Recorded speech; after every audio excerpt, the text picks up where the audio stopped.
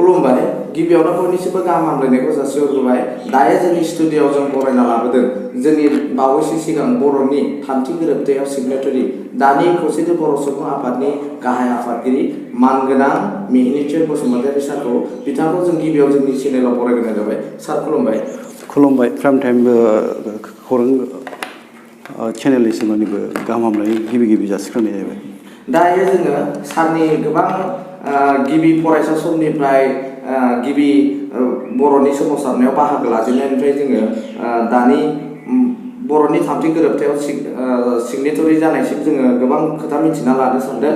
दा गिबियाव बिथांनाव गिबि सोंथि महरै आं सोंनो सानदोंदि सारा जोंनि दानि नैबे मुगायाव बा नैबे समाव नोंथाङा जोंनि बर' हारि जौगानायाव मैखोमै बाहागो लाफैदों। दा नोंथाङा गिबि जोंनि बर' सोमावसारनायाव गोख्रों सोमावसारगिरि हिसाबै माब्ला बाहागो लाजेनदोंमोन?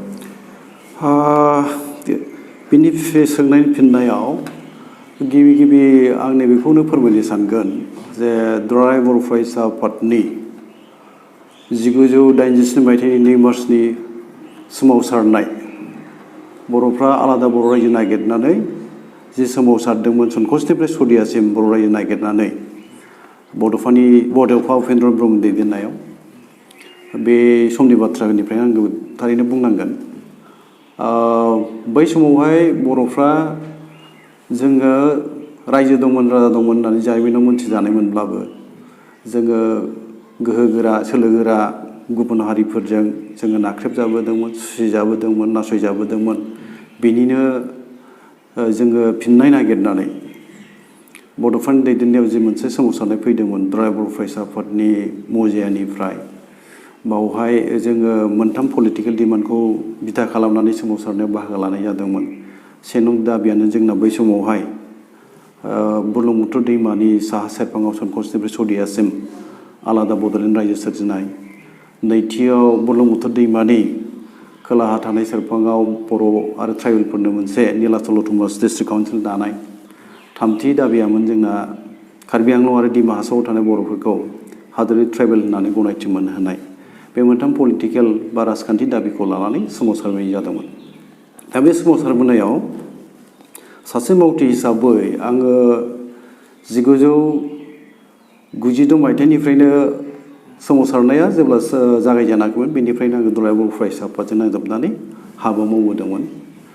बेनि उनावहाय 1987 मायथाइयाव बड'फानि दैदेननायाव जि सोमावसारनाय जादोंमोन बेनिफ्रायनो आङो बाहागोखौ लाबोजेनदों। उनावहाय बर'फोरनि गेजेराव माखासे बोसोर सोमावसारनायनि उनावहाय 1993 मायथाइनि 20 फेब्रुवारियाव मोनसे गोरोबथा जाफैयो। बे गोरोबथाखौ जोङो BSC गोरोबथा होननानै मिथिनो मोननाय जायो। बेनि गोरोबथानि उनाव मोनसे बर'फोरनि गेजेराव गोजोननाया गैयामोन जे बे गोरोबथानि गेजेरजों बर'फोरनि मोनसे मिजिं बा हप्स एन्ड एसपिरेसना फुलफिल जागोन होननानै साननोबो हानाय जायाखैमोन। मोनसे स्ट्रेटेजिक एकर्डमोन बेयो। दा बेनि उनावहाय बर'फ्रा बेजों गोजोननाय मोनैलाय BSC एकर्डखौ नाथ्रोदफिननानै जोङो आलादा बर' रायजो नागिरनानै सोमावसारफिननो गोनां जायो। थिग बे समावनो बड' लिबारेसन टाइगाराबो जोनोम मोनो। बड' लिबारेसन टाइगारा जोनोम मोनो 1992 मायथाइनि 18 जुन बेवहाय बड' लिबारेसन टाइगारखौ जोनोम होनाय जायो। बे समनिफ्राय हाथियार जांख्रिथाया बर'फोरनि गेजेराव आलादा हादोर नागिरनानै सोमावसारनायनि बिबानखौ बड' लिबारेसन टाइगारा दैदेनदोंमोन आरोखि। दा बे सोमावसारनायनि गेजेरजों जोङो माखासे बोसोर बुंनो थाङोबा 1992 मायथाइनिफ्राय जोङो 2003 मायथाइसिम 10 फेब्रुवारिसिम जि मोनसे हाथियार जांख्रिथायनि गेजेरजों सोमावसारबोबाय आरो सावरायनायनि गेजेरजों बाहागो लाबोनानै जोङो 2003 मायथाइनि 10 फेब्रुवारियाव BTC गोरोबथाखौ खालामफैनो हानाय जायो। दा बे BTC गोरोबथा मोननायनि सिगाङाव आङो बड' लिबारेसन टाइगारावहाय सासे गौथुमारि नेहाथारि हिसाबै बिबान मावबोदोंमोन। रुजुनानै हाबा मावबोदोंमोन गौथुमारि नेहाथारि हिसाबै। आरो बिनि उनावबो जोंथ' नुनो मोनबाय बर'फोरनि गेजेराव जि मोनसे मिजिंखौ लानानै जोङो सोमावसारनायाव बाहागो लादोंमोन सनकसनिफ्राय सदियासिम बुरलुंबुथुर दैमानि साहा सेरफाङाव आलादा रायजो बर' रायजो सोरजिनायनि जि मिजिंमोन बेबो आरो जाफुङाखै। गुबैयैहाय मोनब्रै जिल्लाखौ लानानैनो बिटिसि एकर्डआबो जालांदोंमोन। क'क्राझार, चिरां, बाक्सा आरो अदालगुरि बे मोनब्रै जिल्लाखौनो लानानै बिटिसि गोरोबथायाबो जानानै थांदोंमोन। दा जोंनि बर' रायजोफोर राजा बा आइ आफा बयनिबो लुबैनाय हास्थायनाया बेनोमोन सनकासि सदियासिम बर' रायजोखौ जों लुबैदोंमोन। नाथाय जों बिग्रासो जाहैबाय, होग्रायाथ' खुंगिरिफोर थाहैबाय, गोजौनि माखासे सोलोगोरा मानसिफोरबो थाबाय आरो मोनसे सैथो बाथ्रा बेबो रायजो मोननांगौनि माखासे फेक्टरखौबो जों मिथिनांगौ जाहैबाय। रायजोआ जों दाबि खालामनो हागौ खिन्थु प्रेक्टिकेल मोननांगौआवहाय माखासे जोंनि सुबुं अनजिमानिबो बाथ्रा फैयो आरो मोनसेया जाहैबाय जोंनि जिअ' पलिटिकेल मेप जि मोनसे बुहुमखौराङारि सिमा जों जाय जायगाफ्राव रायजो जादों बर'फ्रा बेवहाय जोंनि बर' सुबुंनि अनजिमाखौ खोब रोजा नंगौना नङा बेनिबो खोथा फैयो।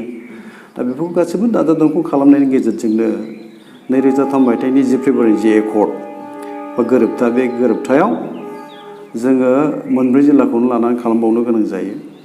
बावहाय आंबो मुंसाइ होदोंमोन, आंबो सागान होदोंमोन।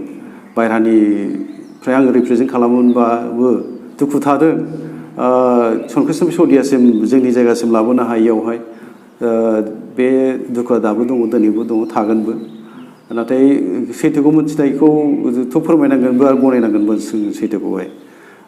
मानोना रायजो मोननांगौनि फेक्टरा गुबैयैहाय सुबुं अनजिमानि बाथ्रा फैथारो आरो जोंनि जाय जायगाफ्राव बर'फ्रा रायजो जादों बे रायजो जानाय जायगाफोरनि बुहुमखौराङारि जि मोनसे सिमा, बे सिमानि सिङावहाय जोङो माबायदि थासारियाव बबे जायगायाव रायजो जादों बेनिबो बाथ्रा फैयो। बेखौ दादा दानख' खालामनानैनो मोनब्रै जिल्लाखौल' लानानै बिटिसि एकर्डखौ बा गोरोबथाखौ खालामनाय जादोंमोन आरोखि।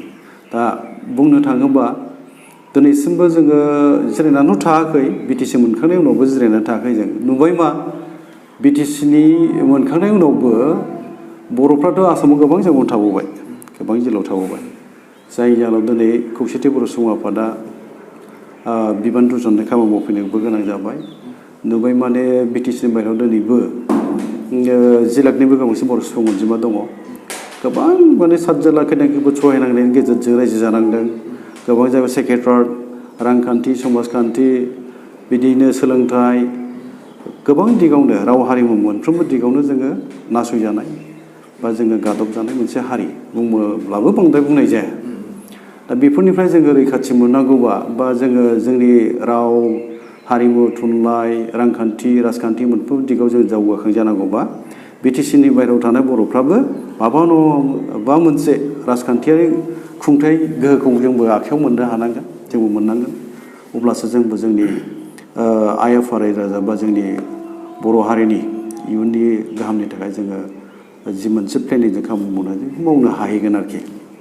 दा नुबाय जोङो आसामाव जि मोनसे सोलोगोरा गुबुन हारिफोरनि जि मोनसे जोंनि सायाव गाज्रि नोजोरजों जोंखौ सामलायबोनाय बा जोंनि सायाव सासन खालामबोनाय, बेखौथ' बुंनांगौ जेबो गोनांथि दं होननानै आं सानला।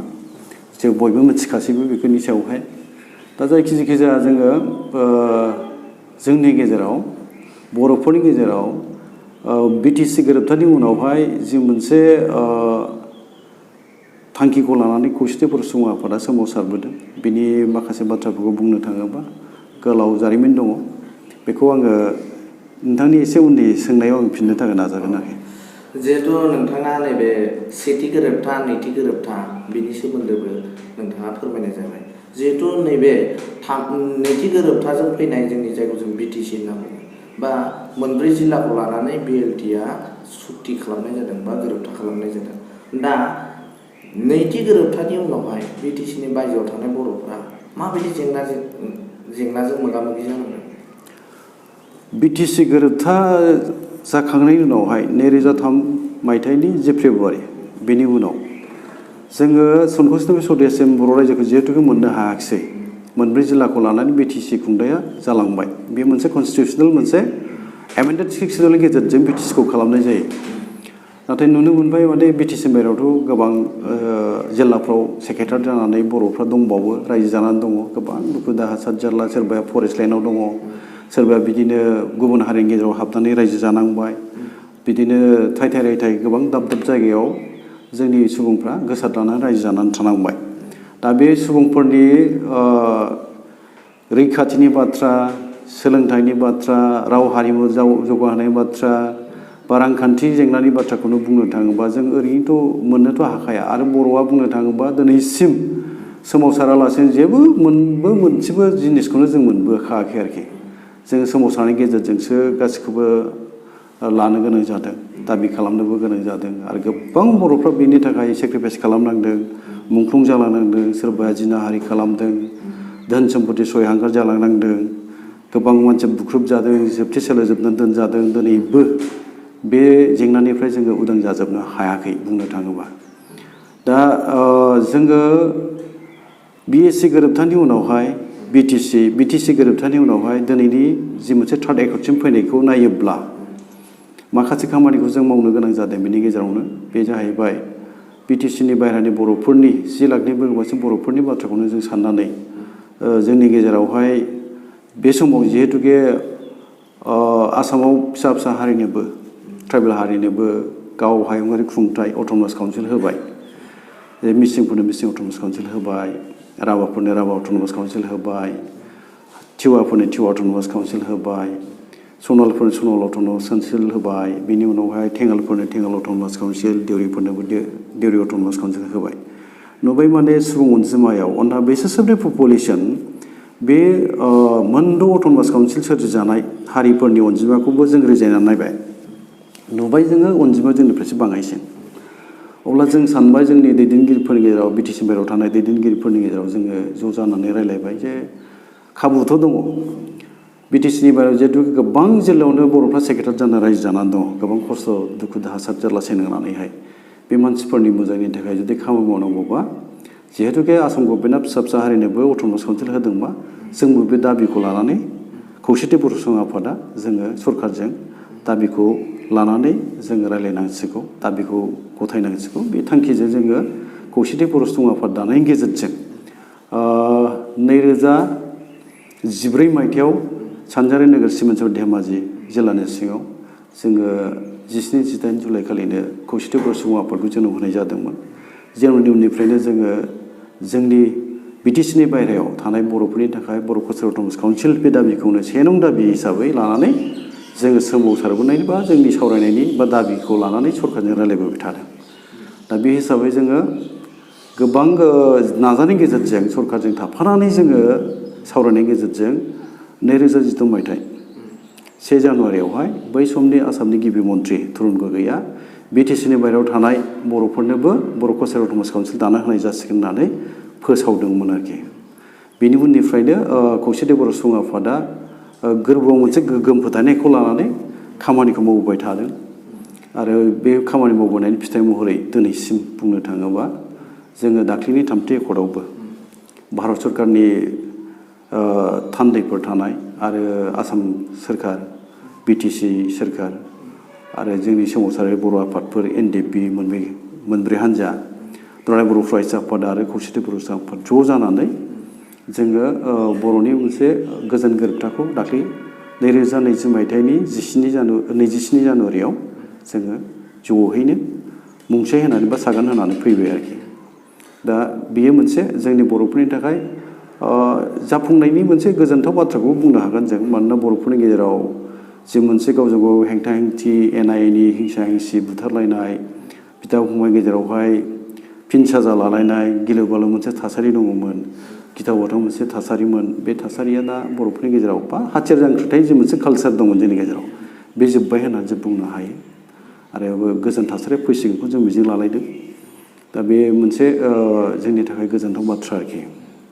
दा जोंबो बर' कालचारेल अट'नमास काउन्सिलखौ खौसेथि बर' सुबुं आफादा बे बिटिआर गोरोबथानि गेजेरजों मोनसे दफा हिसाबै जोंबो भारत सरकारनि जि मोनसे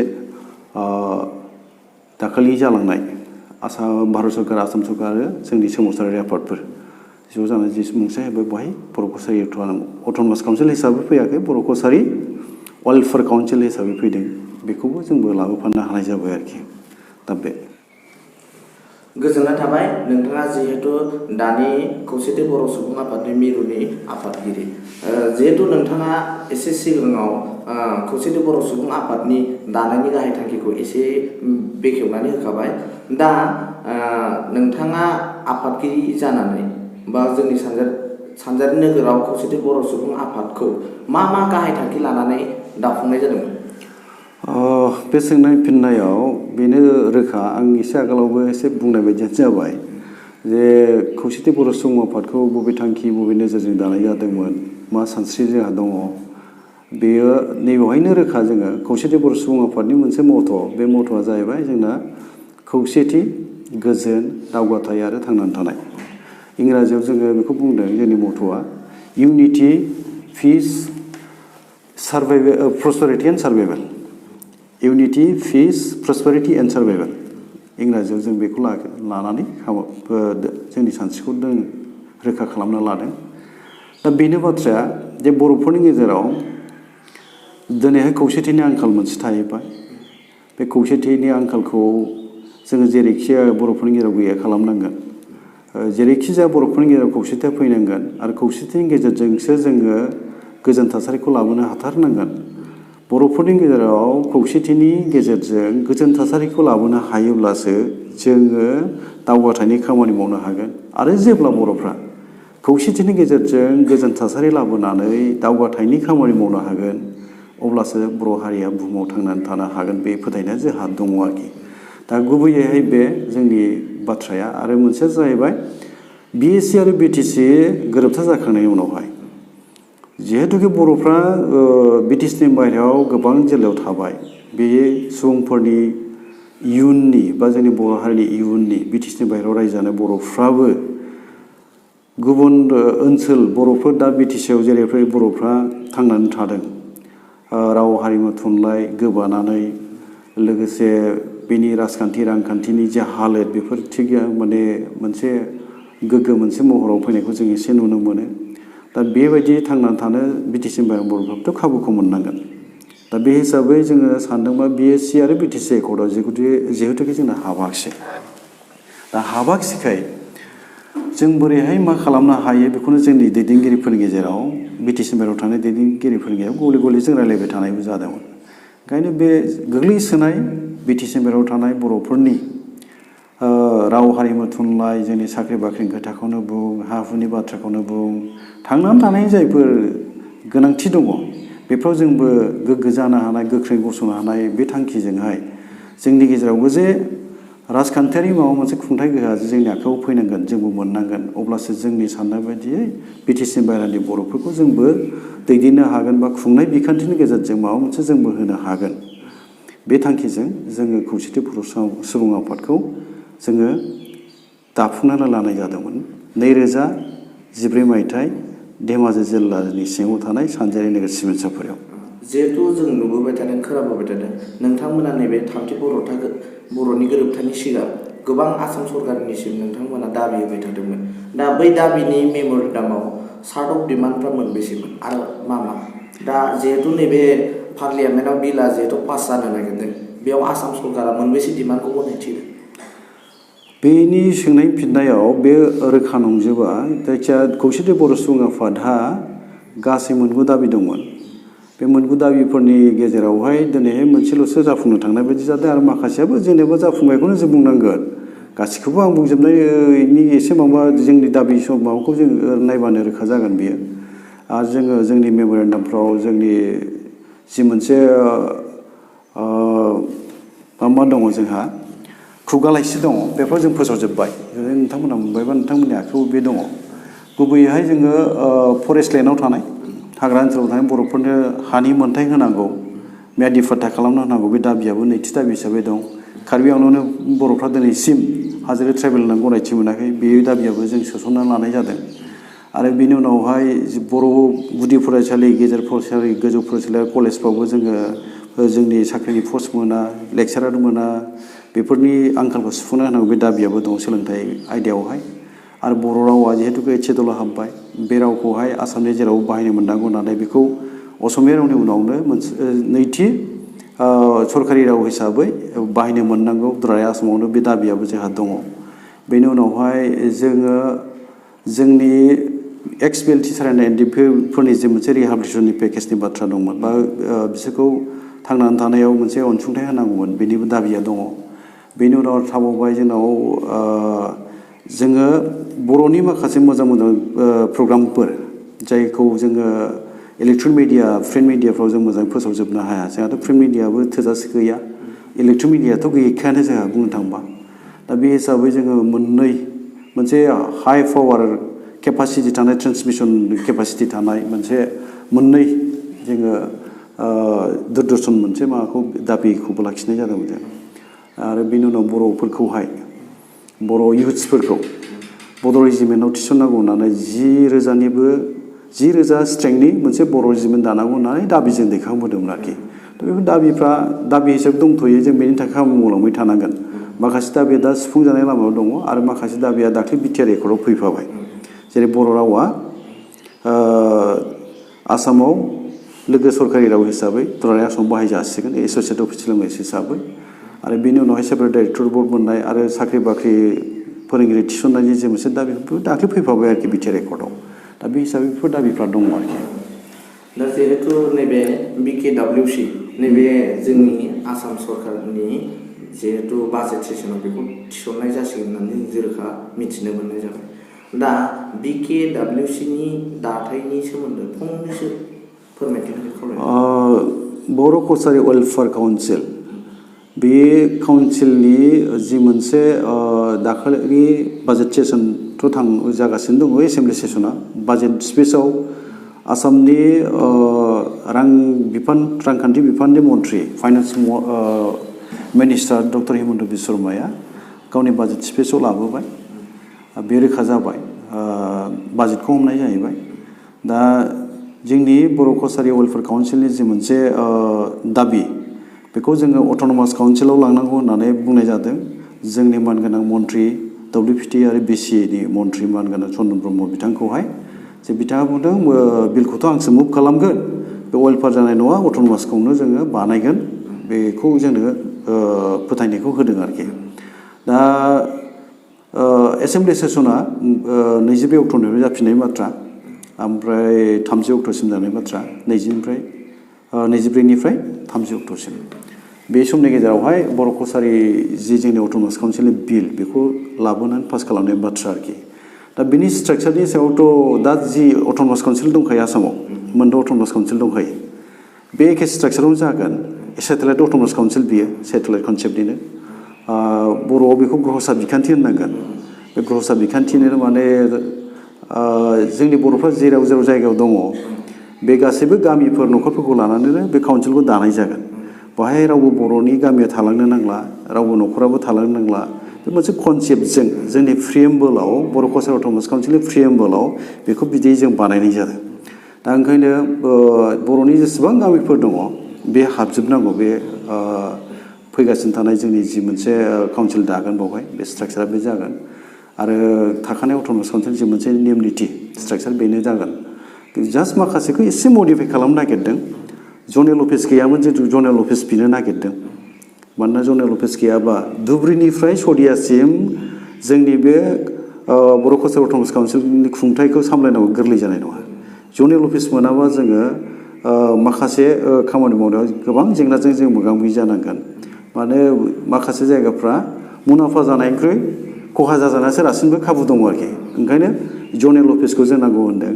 आरो दानि अट'नमास काउन्सिलफ्राव टेकनिशियानफोर गैया। दा बे टेकनिशियान अफिसियेलफोरखौबो नांगौ जोंनो। दा बेफोर माखासे स्ट्राक्चार बा जोंनि जि मोनसे दिनैनि नुनायावहाय जाय अट'नमास काउन्सिलफोर दङ, खामानि स्किम इमप्लिमेन्टेसनाव जि जेंनाफोर जों नुदों बेखौ नायनानै थिग जानांगौनि थाखाय जोङो जनेल अफिस बिदों। आरो माने गोजौ थाखोनि जोङो टेकनिकेल लाइननि माने अफिसारबो नांगौ होनना जों दाबिखौ दैखांदों। बे माखासे दाबिफ्राबो जा दंफायो। आरो जोंनि बर' कसारि अट'नमास काउन्सिलाव जोङो अफिसियेल राव हिसाबै मोनब्रै रावखौ जों जायगा होलांनायनि जों सावरायलायबाय। नाम्बार 1आ जोंना बर'आनो जागोन। नाम्बार 2 जों असमियाखौ लागोन। नाम्बार 3आव जोङो इंराजिखौ लागोन। नाम्बार 4आव राष्ट्र भाषा हिसाबै हिन्दी साफा सानै सोरबा बाहायोब्ला। दा बे गासै मोनब्रै रावखौ जोङो अफिसियेल राव हिसाबै जोंनावहाय बाहायनायनि जोङो लिरनानैबा जों थांखि लानायानो जाबाय आरोखि बेखौ दा बे हिसाबै जोंनि अफिसियेल रावा मोनब्रैयै सोलिगोन खिन्थु नाम्बार वानआ जोंना बर'आनो आरो बावहाय गुबुन हारिखौथ' जों लाफानाय बाथ्रा गैया नाथाय सोरबा सोरबा हाबफैथारोबाथ' बेखौ उनाव सानजागोन ओमफ्राय मोनसेया जाहैबाय दिनै जों जे नुनो मोन्दों जोंनि बर'नि गेजेराव माखासे बर'फ्रा राव रोंगौ रायनो हायो बर' रावखौ माखासे बर'फ्रा बर' रावाव समनि थासारियाव बबेबा मोनसे जाहोननि थाखाय दिनै राव हारिमु बावलांनो हमबाय बिथांमोनहाबो दिनै बर' बिसोरबो फैफिनगासिनो दङ दा बे हिसाबै जोंनि गेजेराव मावनांगौ बिबानाथ' गोबाङानो दं गिलिर बिबानानो दङ दा जोङो लासैनो जोंनि जि मोनसे जेंनाफोर रावनि जेंना हारिमुनि जेंना बा आसारखान्थिनि जेंना बेफोरखौ जों थिग खालामलांनो थाखाय साननाया जादों आरोखि आरो मोनसेया जाहैबाय जोङो माखासे जि सेन्ट्रेल स्पन्सर स्किमफोर बे स्किमफोरखौ जोङो जोंनि काउन्सिलनिफ्राय एप्रुभेल खालामनानै जोङो लायनो हानाय दिल्लीनिफ्राय लायनो हानाय बे माखासे खाबुफोरखौबो जों नागिरदों लामाखौ नागिरदों आरो बेखौ लाखिनो नागिरदों जोङो नाजादों आरोखि दा स्टेट गभर्नमेन्टजों बेखौ थिग खालामनांगौ थाबाय बिलावहाय मडेलिटियावहाय बेखौ थिग खालामनांगौ दङ बे थाबाय आरोखि जायखि जाया गुसुङै बुंनो थाङोबा गुबुन जेबो दानि थाखानाय अट'नमास काउन्सिलफोरनि जि मोनसे सिस्टेमफोर दङ स्ट्राक्चारफोर दङ बे स्ट्राक्चारनि आलदा माबा मोनसे सोलायथारनाय दं बे नङा जास्ट माखासे जिनिसखौ जों मडिफिकेसन खालामनाय आं बेखौ बुंबाय आरोखि दहायनि जनेल अफिसफोर नांगौ होननायनि बाथ्रा बेखौ आं बुंबाय आरो टेकनिकेल अफिसार जिहेतुके दिनैनि काउन्सिलफ्राव गैया सेन्ट्रेल अट'नमास काउन्सिल जेसेबां दं आसामाव बेखौ जोंनो नांगोन आरोखि मोजाङै खामानि स्किम इमप्लिमेन्टेसननि थाखाय